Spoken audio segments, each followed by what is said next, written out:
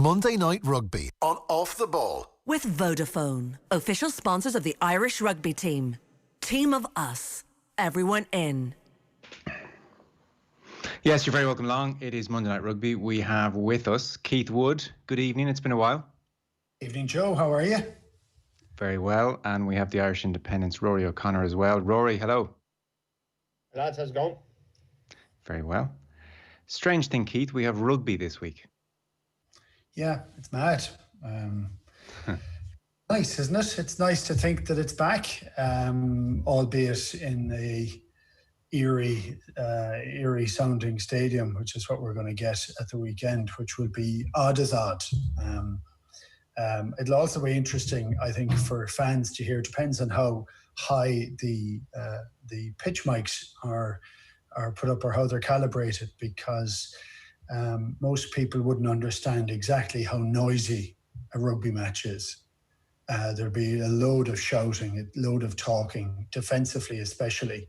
I've got this guy, you know, you'll hear an awful lot very early, and you'll also hear what the players are actually saying to each other. So it makes it for an interesting, if slightly bewildering perspective. Yes, I'm sure. And the bad language, Rory. Think of all the bad language we're going to get. Yeah, I think they're more worried about their calls being interpreted than the P's and, I think Stuart Lancaster was asked about this last week, and he said we're not really worried about our P's and Q's. We're more worried about Munster finding out our calls, or Ulster watching and figuring out what XYZ means. So I think that's something the teams will have to adapt to. Something I wrote about in today's paper. Just even mentally preparing yourself for walking. They've built towards this moment for almost 6 months, and they're going to emerge from the tunnel, and it's just going to be so weird for them. There's less than 200 people. Sorry, there's 200 people in the stadium, including themselves. It's going to be a very, very strange, unique atmosphere. And I watched a bit of rugby over the weekend behind closed doors, and the Saturday morning game in New Zealand was the first one that didn't have a crowd over there. And Ash Dixon, the Highlanders captain, first thing he said was that was just weird, just really unusual. And none of them ever played there, so it's going to be a challenge. But they take it over nothing. Yeah. And where are you, Rory? Sorry, Keith, go on. There used to be Munster, like in 97, 98, Munster, Leinster matches had 500-600 people at it. I know it wasn't played in a huge stadium, but it's in terms of things that you have to deal with, I think you need to get over that one pretty quickly. Of course, it'll be odd because it's a new experience for the players, but it just will be another mark to show us their professionalism. That's what they're going to have to do. It's a high wire act, all of this, from a health perspective. Stade Francais managed to very, very easily and very, very quickly find themselves in the midst of a cluster with 25 plus players and staff infected. Rory, last week news came through of an academy player in Munster who had tested positive. 6 players went into isolation, including a senior player. That is how quickly it can happen. I understand there was to be a latest round of tests today. That's where we are. Yeah, the squad and staff have all been tested today. Results usually take two days or so to come out. Just reading a statement Munster issued just about half an hour ago, saying that the HSE have contacted all potential close contacts, and the 6 players who were advised to self-isolate by the province have commenced the testing process, and all results received so far have been negative. So that's a good thing. They seem to have been able to identify it quite quickly and hopefully contain it. Obviously, we don't know. It's all very unknown. We're following football a little bit because they've been through it. They're a bit further down the line on it. I guess at least it happened 10 days before the game rather than on the eve of the game, which might have thrown things, thrown things up in the air. But I think it's the imperative for the RFU is just to get this game played and get rugby going again, because financial and all sorts of different reasons. And I think it'll take more than one failed test to throw the whole thing off. But obviously, Stade Francais is an incredible example of what can happen and what could go wrong. And that's where we are, Keith, isn't it? 1, 2, probably workable in so much as any of this is workable, but you start approaching anything like a cluster and all bets are off. It's shut down again very quickly. Yeah, well, as far as I know from the provinces, they're operating in pods, so that if somebody gets it, you can isolate that group of players. I don't quite know how that works on a training field, but it seems to work in terms of how they can mitigate as much of the risk as they possibly can. Look, it comes back to a whole variety of other philosophical conversations over sport and the importance of it, the health of everybody that's involved, the health of people that are outside it, getting society going again, what level of lockdown you should have or shouldn't have, and we don't have any of those answers, actually. We only have comparisons with people who've done things slightly differently, and it's very interesting, again, reading through some of that bump over the last couple of weeks, saying that nobody really know until it's all over and done, and you look back at it and you look at how numbers were counted, how cases were counted, how different styles of lockdown worked and not. But look, and I'm happy to say, in my own view, I think the world has to move on. It can't lock down at every available opportunity, but how do you keep it as sensible as possible? So you're going to meet people, and by meeting somebody doesn't put people in risk, or doesn't have to. So it's how are these, like it's a crazy period of time. I still go back to Éanna Falvey a couple of weeks ago when we talked about what contact meant to him in terms of contact tracing. And it was spending 15 minutes within a meter's proximity indoors. And that's the World Health Organization's view on it. We're all a bit terrified by what could happen, and to everything, and kind of rightfully so too. I don't know how many rights and wrongs there are in all of this. I just know that it's something that's incredibly uncomfortable for everybody that's involved in sport. I'm pretty impressed by an awful lot of the players. I have met a couple of them, having a chat to see how they are, and they're fine, but my God, are they staying away from you? You're almost having to shout at them, because they, more than anything else, they're entirely responsible for everything that could happen to them. So they could put their whole sport in a spin. Yes, the stakes are incredibly high. Rory, part of the being sensible, as Keith mentioned, we're all trying to be sensible, extends to the stadium this weekend. A strict 200-person capacity has been enforced, even at the Aviva. I think Air Sport have close to 30 staff, I was reading. The two teams on both days won't be able to bring extra players should any players fall injured in the warm-up, and journalists won't be there either in the main. You're not going, so this is really, really tight. Yeah, and it seems to me a little draconian. I think having a one-size-fits-all policy for, say, I watched the League of Ireland game in Ballybuffet on Saturday, and also a 51,700 seater state-of-the-art stadium seems to be, I think there could be a little bit of common sense applied so that everyone who needs to be in the stadium for a work point of view can be there without opening the turnstiles necessarily. There's people who would not, there people will have to double job on Saturday. I know that the teams are concerned that if someone goes down in the warm up, they can only have, I think, one forward and one back as cover. And obviously, if one, they lose a prop, or that will put strains on their squads. I think everyone was expecting it to go from 2 to 500, and that would have alleviated a lot of the pressure on all venues across the board. That didn't happen, mostly for concerns about congregating. I think they probably were more thinking about GAA venues and smaller venues. I think an all-ticket event in a stadium like the Aviva really can be treated differently. And I think what they hope is that once they prove that they can do this weekend, and then maybe get through next weekend, the NEFIT or the sports committee that's in place will look favourably on them and accept that they know how to run an event at the Aviva Stadium. And if they need 250 people, they should be maybe allowed to have those, or 300, just to give that level of comfort. Because I know Air are going to be under pressure to deliver the broadcast quality that they normally do. I think BT would use up to 70 or 80 people for a Heineken Champions Cup game. I think Air are pulling it off at around 30, which is it sounds like a big number, but I don't know anything about putting a broadcast together, but I believe it's quite tight. So there's a full hospital ward underneath the Aviva Stadium that has to be staffed. The bus drivers are counted amongst the 200, even though they won't actually come up above ground. The security staff, people who are in charge of the Wi-Fi to make sure it's delivered, all these people that are involved have basically put a squeeze on the number. And I think in a massive stadium like this, or Croke Park, hopefully once we get through this week or two, maybe they'll look at it and go, okay, well, we can treat this slightly differently to the way we treat, Castle Avenue or Doyle or a stadium that's maybe not as equipped or doesn't have the capacity. But right now, that's the situation, and like everyone else, I'll be watching on TV. But again, like what I said about the players, it's better than nothing. Yeah, sure is. Baby steps initially, I'm sure.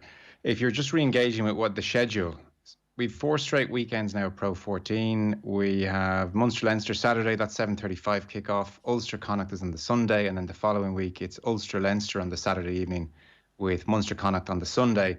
And they will quickly slingshot from those games into semi-finals the weekend of the 5th of September, the final on September 12th, and then no rest for the wicked. They are straight into Champions Cup quarterfinals the week after, September 19th. And then if they're successful there, a semi-final the week after that. So 6 straight weeks, Keith, from nowhere. They'll be relying on their squad. There'll be muscle injuries. There'll be all sorts of aches and pains here. But the circumstances dictate there is no time for pre-season rugby here. It's straight back in. Oh, and look, I think, again, everybody's going to have to be reasonable with this. A, some of the standard will be a little bit off. B, you're going to have to mix players in quite a lot. But an awful lot of our guys were, I would have said, wrecked after the World Cup. They're now rejuvenated, and you will get soft tissue injuries. You will get knocked from contact because you won't really be battle hardened. It often takes 3 matches to really get up to speed to how you are. So the first match could be excellent. The second match could be a little bit flatter unless there's a lot of changes into it. You will pick up injuries. We will see a lot more younger players being brought into match day 23s or 15s. And it's hard for the first 5 or 6 weeks, but immediately after that, when it goes to international matches and it goes to everything else, if the provinces don't fully rotate their squads, and the fans, of course, get frustrated because they always want to see the key guys. But this is going to be a crazy year, and it's trying to get through it standing on your feet. And that's physically and economically as a club is while keeping everybody safe. That's the issue that has to happen. So I think it'll be intriguing, and I think as always, Noel Murphy, you say, he's in his high-pitched Cork falsetto voice of his, would say you're only ever an injury away, and this particular period of time, I think, will break a few players because that's what happens when you overplay, and it'll make a few players, and some guys will get a chance and take the chance. And so in terms of that, I'd be pretty excited actually by what we might get to see and who might be right.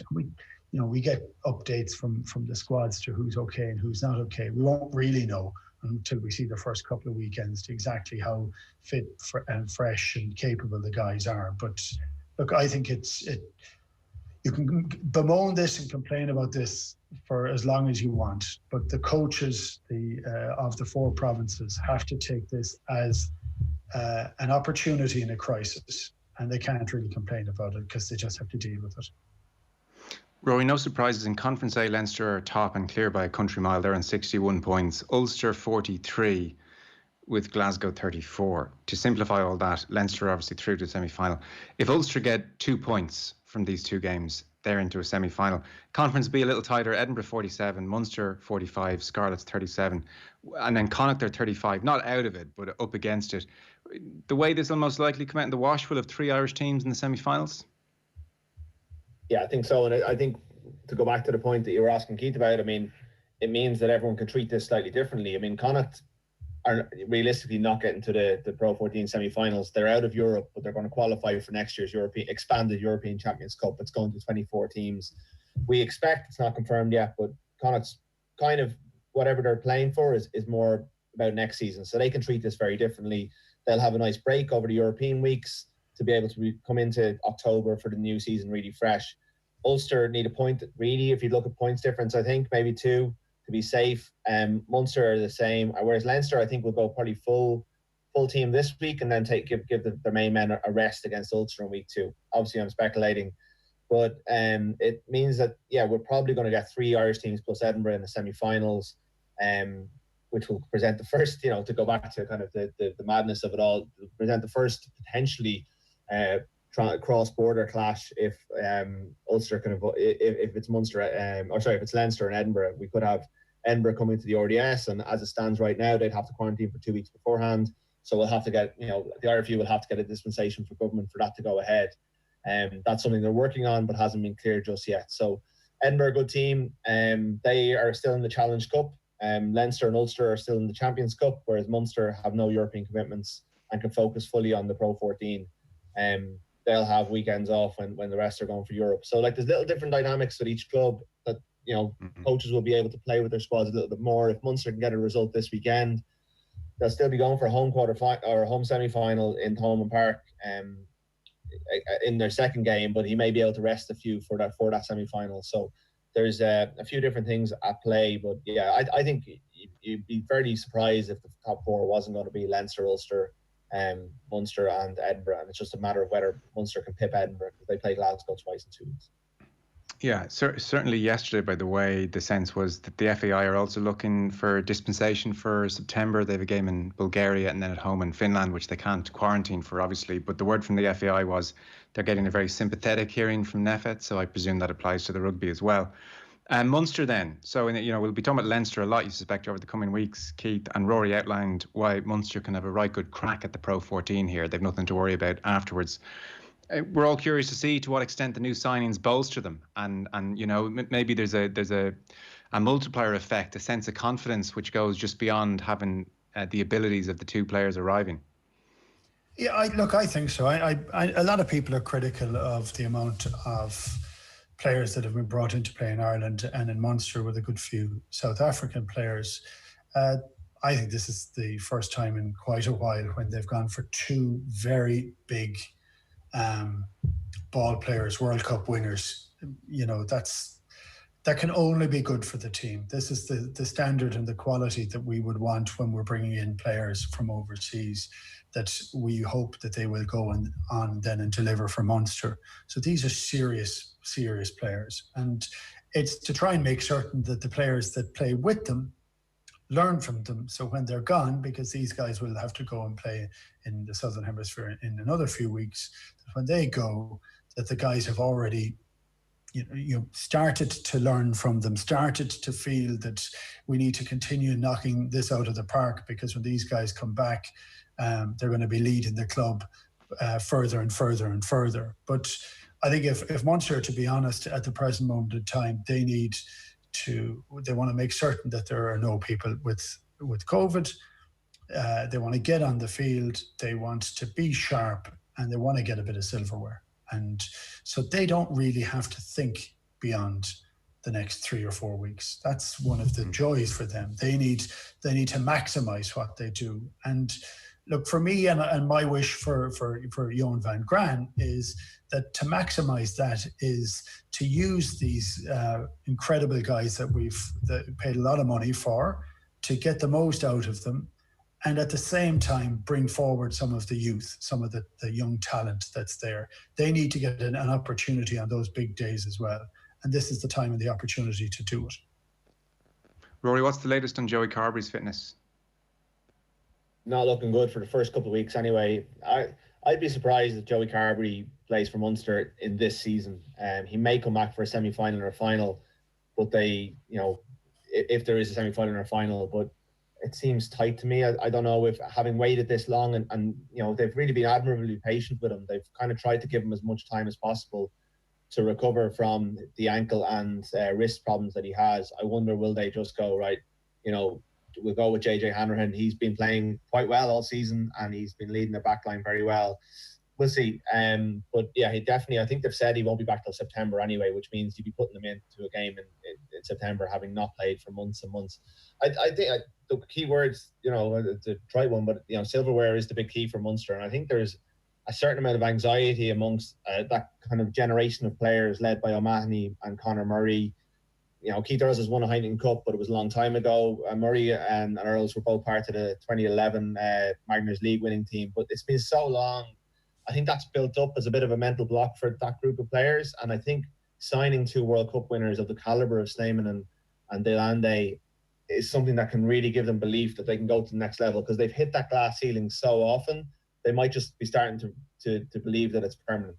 And if you get 2 players of that calibre, I think that gives them the belief that they can push through it. I mean, Snyman is just a ridiculously good rugby player. I don't think, because he was a sub at the World Cup, I'm not sure everyone appreciates how good he is, but I think he's going to be an absolute game changer for Munster.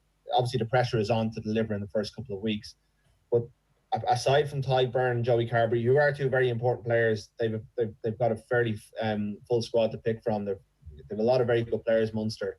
And I think they have a unique opportunity here. They've got 4 games to get that piece of silverware. And I think if they do achieve it, that will just open things up for them, because the monkey will be off the back and they can, forget about that historical baggage that they haven't won what the previous generation of players won, because that generation of players that are there now grew up watching what the team of the 2000s achieved, and a lot of them were there at those finals, and I think it has weighed on them a little bit. So my big concern over Munster is their playing identity. They've got a very diverse coaching staff, which can be a strength, but also they can undermine each other. Van Graan's gone and got 2 big South African ball players.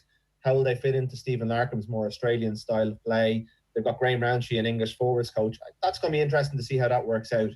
But I think over a 4-game period, presuming they get over this scare of last week and missed a couple of training sessions, if they can get their act together quickly, this is a really, really top opportunity for Munster to end that long wait for silverware and to really announce themselves as players again with these 2 mega signings that they've managed to attract. Keith, your thoughts on that latter point about the playing style?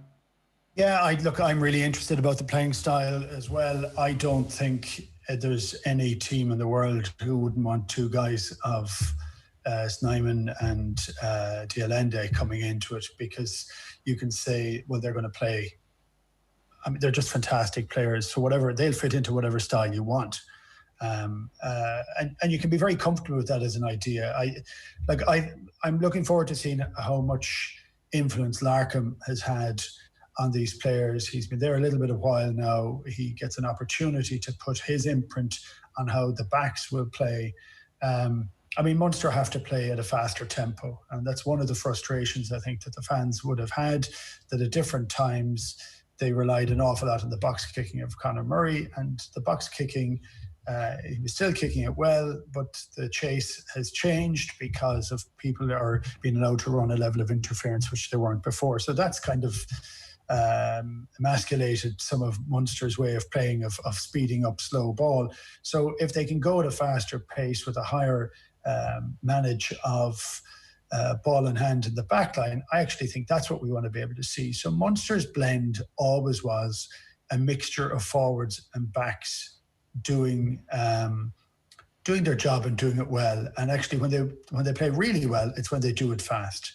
So the joy of having a very big enforcer in the second row is that he can cause a fair amount of carnage in the lineout and at maul time. The pleasure of having De Allende in the back line is he is going to get over the gain line. And actually Munster are at their most comfortable. And I think a lot of Irish teams are, with the exception of Leinster. But Munster are at their most comfortable when they play a little bit, I'm going to say old-fashioned, where your 12 becomes the big heavy hitter, gets over the gain line, you get a gain line, and you have an opportunity of linking from 9 to 10 to the forwards. That's when they're at their best. And for a while, I don't think we've had it. And that's not it is criticising some of the players, but I don't think we have a player of that calibre there for quite a while. And I just think that gives a sense of impetus and oomph to Munster have been creditable for the last couple of years, and that's a word that they would hate. They've got to semi-finals, they've got into good positions, but they've been missing some of the big spark and sparkle that they've needed. And that doesn't have to be flash for Munster. It has to be structured enough for them to get over the gain line and to be able to speed the ball up. And that's what I'm looking forward to. That's why I think the guys in particular offer a huge amount for Munster. Okay. One last quick point on Munster, Rory. So, there's a bunch of storylines there people will be interested in, be it Carberry, be it the new signings. Keith mentioned Conor Murray. This is a Lions year. He's had a tough time. Physically, you could see his arm hadn't recovered. He obviously wasn't able to do what he wanted to do in the gym with it. This has been a prolonged time to recuperate at potentially in Murray's career, a very significant time. He's a nice age for it maybe to have arrived. Really interested to see where he is now over the next couple of months. Yeah, you would expect that the rest at this point of his career, as well as a couple of other players, will have done him the world of good. And you really hope for, Conor Murray, I think, felt the world was against him a bit last year, when people were calling for, myself included, were calling for John Cooney to be picked for Ireland. But, everyone wants Conor Murray to be at his best and to be the player that was undroppable from an Irish point of view 12, 13 months previously, and I think, assuming he's been able to get his body right, whatever concerns may have been there about his shoulder, that he's been able to work those out, that the rest will do him good. It's effectively a sabbatical like they give to the top New Zealand players at the various points of their career, which the Irish just can't really afford to do in normal times. I would hope and expect Conor Murray to come out of this in really, really good form. And if you think of what JJ Hanrahan has inside him and outside him, he's got a 4-pack now that will have front football. He's going to have, hopefully, Conor Murray getting back to the top of his game. Maybe not in week 1, but, getting there over the time. Then he'll have Dale Ende to bail him out at any cost. If Dale Ende's in a ruck, he'll have Chris Farrell, like 2 of the biggest centres you're ever going to see. And then a back 3 potentially of Andrew Conway, Keith Earls and Matt Gallagher, who's apparently has been really, really good since he arrived from Saracens. It's a really promising backline, and Munster maybe haven't been able to put the sum of their parts in the backline together as well in recent times. But I think Murray zipping passes in the way that he has, bringing a carry threat. We haven't seen Conor Murray really threatened from the base of a ruck for quite some time, maybe because of that injury. A fit and firing Conor Murray's up there with Aaron Smith as one of the best players, best scrum halves in the world. He hasn't been at that level for a good while now, but he's had it. That break, you would hope, will bring him back into that kind of company. And as you say, Lions here, what better motivation? I'm sure they're all just motivated to play rugby right now, and are not really thinking about a Lions tour that's about 100 games down the line next July. But he's a big game player. He always has been, and you would hope that he can get back to that level and really do himself justice in the way that maybe he hasn't done for a little while. I might skip ahead then. So we'll talk Leinster a bit more on Wednesday Night Rugby. Fergus McFadden, it looks like his send-off is unlikely. He's ruled out for 6 weeks, which is a real pity for him. Dan Levy we're not expecting to see this weekend, and Conor O'Brien at the centre is injured as well. Ulster play at the weekend, Keith. Ian Madigan's been talking the last few days. He's been away for a while now. He is 31 years of age. He said he is under no illusions that the Irish number 10 jersey is, still a gap away for him. But he was saying that he thinks his way a lot more around the pitch now. He feels stronger, the benefit of 4 or 5 years extra time in the gym as a pro, and he's 31 years of age now, feels he's a better defender. I'm curious to see what Ian Madigan pitches back up on these shores. Billy Burns versus Madigan. Who's going to be Ulster's number 10, do you suspect? I think that's a very interesting one. It's funny, when a guy hasn't got the run of playing, I often want them to be quieter, not louder, It becomes very hard because Rory and his ilk are forever trying to put them under pressure to get information out of them. And that's part of it. He is a guy that needs to actually do his talking on the field. But I was very fortunate, I think, when I started playing over in England a long time ago, to play with some older guys that had played some internationals, and the international game had nearly passed them by. But they were wonderful players and very, very well able to mature and play better and better as they got older. The drive for Ian has to just to play and enjoy it. I mean, I think it would be fair to say he seems to have been under a huge amount of pressure for about 5 years because he was a talent, because he had got the start and it didn't kind of go for him. He was sitting behind some really good players for a period of time. But if he goes and plays and enjoys it and becomes steady, good defensively, cracking goal kicker, able to play and not have any worries about him, I think he'll start moving up the pecking order. I think that's what he needs to do. But he needs to be able to, I think he needs to not play with the pressure of playing for Ireland. That's not to say he shouldn't play for Ireland, but he needs to just go and be Ian Madigan the out half for Ulster. He has to do that first and foremost. He needs to make certain that he's in a white jersey long before he gets into a green jersey. So the chat about playing for Ireland is, for me, a little bit premature. Burns, I think, is good and capable. But I think if Madigan was able to concentrate on his old cliche game at a time, I still think that there's an opportunity for him in a green jersey, but he needs to be playing day in, day out with Ulster and just doing a good job all the time. Because if he gets that maturity at 31, he could have 3 or 4 years comfortably. And if that is the case, we can always do with another 10 in Ireland, and there's nobody to say no to him if he is knocking it out of the park every week. How do you see Burns, Madigan then, Rory?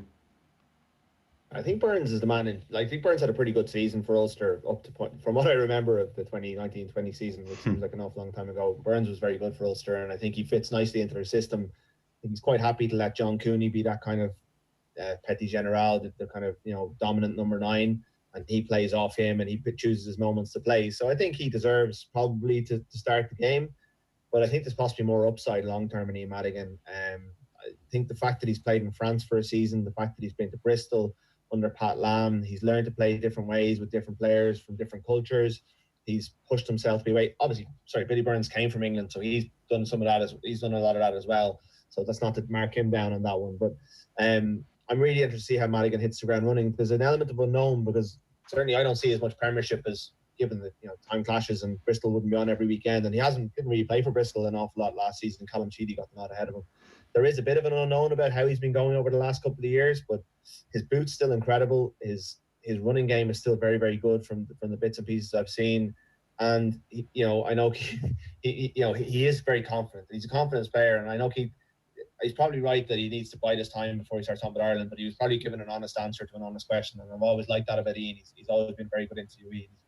And I stress on the Ireland point, he did say, "I'm under no illusions." How big, far away. And I don't think he would be, but I do think he's an ambitious player as well, and he would have that that's one of the reasons he came home. So I think it's a nice ding-dong battle that's going to be there, and I think it's a pretty good position for Dan McFarland. He obviously has to fit into the way Ulster play.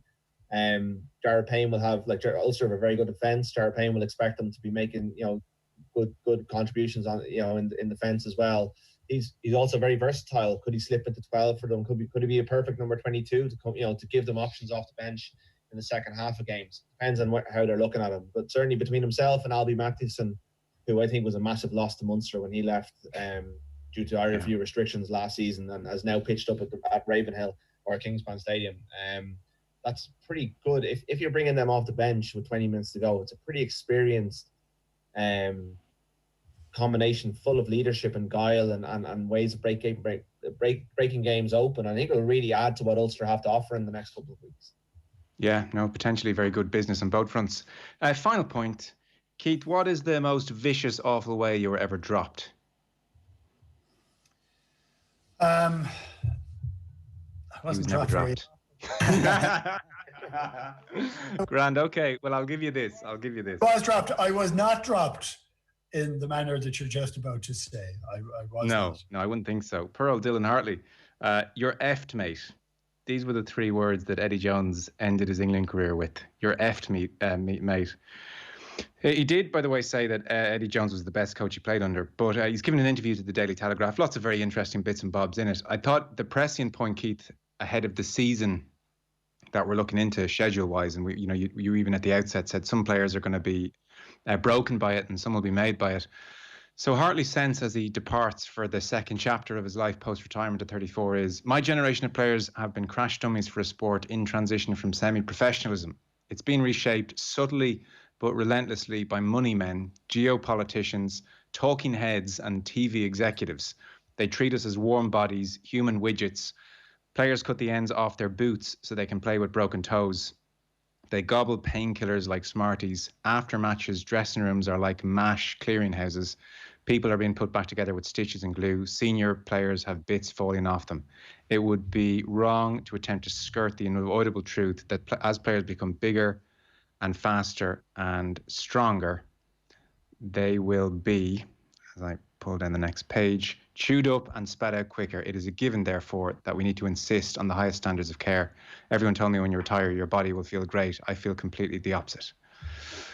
It's a fairly damning verdict on the sport. I suspect a lot of what he says is very, very true, Keith, and I don't see it changing anytime soon. He'd be a good guest on State of the Union. Yeah, and I'll get him on and we'll put him under a little bit of pressure. I think he's got a book coming out in the autumn, and I think there's elements of prep on that. I would want that conversation to be said when you're playing, not waiting till you're finished. And that's something that has to happen, and that's what the Professional Rugby Players Association are supposed to be doing. They're the conversations you're supposed to have. Equally, I would always say, and I've said this a few times, Joe, I think an awful lot of what you said is right. But I also think you're able to put your hand up and say, I'm not going to play this week, or I'd like to play less matches this year. We have done that in Ireland for quite a long period of time. Just because you're in a club in England doesn't mean you have to do exactly what you're told. You're able to put your hand up, which I did. I'm happy to say it. I decided my last year to play less games, and I negotiated that into my contract. So you have to be able to make those conversations yourself. And I know Dylan. I don't know him very well. I will, I think, try and manoeuvre him on and see if we can have a good old proper fight between two hookers, which would be no harm. I can tell you nobody told me I'd feel great when I retired. And I wasn't great for 6 years. My body was a mess for 6 years after retiring. Every time I wanted to go for a run or do anything, something fell off. That's what it felt like. I'd go cycling and my elbows would swell up, or there was nothing seemed to suit me. I tried to play a bit of tennis. Nothing. You're just, it's bloody hard. It's a very hard thing. I don't think anybody ever takes it for granted. I don't think you should. I think you need to be able to go in with your eyes open. For me, it's particularly pertinent. I've got 3 sons who play rugby. It frightens the life out of me at times, and things I would not wish for them that I didn't care about for myself. They've already had a couple of injuries, and they have had to accept the fact that injuries are part and parcel of it. It's trying to make it safer. I think some of the changes that have happened in the last couple of years have made that to happen. The idea of all the guys getting an awful lot bigger is, for me, a big issue. I still think there are miles too many subs, and I do think there are a lot of changes to make the game safer still because of subs and because of the size of some of the players. So all the kids are bigger now. You know, they're just bigger generally. They've been fed better food as young kids than we were, than the generation was before us. The populace are getting bigger. That's the nature of it. They're all going to play a sport, and rugby is a collision sport. Now, I'd rather it was a little bit more evasive, and I try to do both. So, I think there's merit in what he said, and but that needs to come out from players that are playing on a day-to-day basis to say that this is not something that we want to accept, that it goes. And then we're looking at this particular moment in time when all the teams are just trying to get some matches through, because if they don't, their existence might go out of the way altogether. And people are not getting rich off rugby, even though that could happen in the future. That isn't happening at present. And some of them are just hoping to try and stay alive for a game that they love. So there is an awful lot more for State of the Union in that one, definitely. There is, yeah. I do remember, Rory, when around the time Brendan Driscoll was talking about the painkillers he was taking by way of habit towards the end of his career, chatting to Shane Horgan on Virgin Television, and he sort of said, well, like, playing professional sport isn't that good for you, you know, in a lot of ways. I mean, you would think, well, we're the bastions of healthy living, but quite often we're cobbled together and it's really tough on your body. On the point of players standing up, that is, of course, you would love them to stand up more. The reality is a lot of those players will feel vulnerable, be it contracts up at the end of the season, or they're too young, or they're just not as forceful a personality as Keith, you know. And the game will, based on what Hartley's saying and his experience, the game will really have to do more and more all the time to combat this, because, you know, the picture he paints is pretty grim, and it has to be taken very seriously. Absolutely. I mean, we do have to bear in mind is, you know, about 100 players across the country this week, or sorry, nearly 200 players across the country who are absolutely, you know, hopping into their 4 training centres, who can't wait to play this weekend and are loving life because they're doing the job that they've always wanted to do. And I do think that sometimes, because I was doing a Saturday panel on Saturday, and I talked about there's kind of a mid-range of players. I spoke to a couple of guys. Duncan Casey's retired at 27, 28, and he was saying, "Look, to be honest, I don't miss it one bit." Owen McKeown from Connacht is gone this season. He was the same. And, I think that's a big worry. There are big worries, and Keith's addressed them, a lot of them in State of the Union. There are big worries for the sport. There was a report in the Business Post yesterday that Dave McSharry is going to be suing the IRFU and Aviva over his retirement due to concussion. That's another massive watch item over the next coming months and the next year. That's another thing that the game has to worry about. It's certainly imperfect. I mean, we spent half this conversation talking about the size of the Lende and Snyman and what they'll do for Munster in a collision sport. What message do they send to the young guys in Munster that they have to get bigger, stronger, faster? That's how they're going to get in ahead of these guys or succeed them as players. So, yes, there's flaws. I think the breakdown law changes or tweaks that are coming will help in terms of we will hopefully not see the kind of cataclysmic breakdown injuries that we saw for Dan Levy, for example. I think the fact that you'll have to come in, they're basically enforcing the laws that were always there but weren't enforced properly. Yeah. That will help, but a lot more needs to be done. The subs is being looked at, all these things that we talked about during lockdown.